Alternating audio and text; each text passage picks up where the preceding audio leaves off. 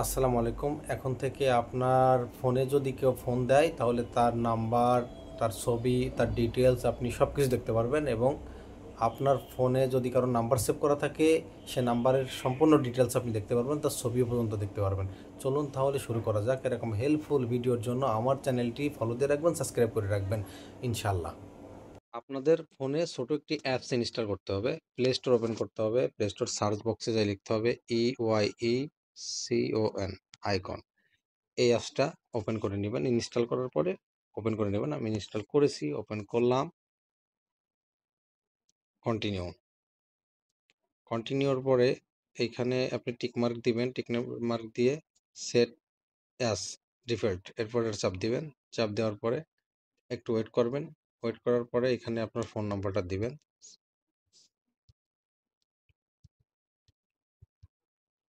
এই ফোন নাম্বারটা দিবেন, কন্টিনিউতে চাপ দিবেন, কনফার্ম চাপ দিবেন।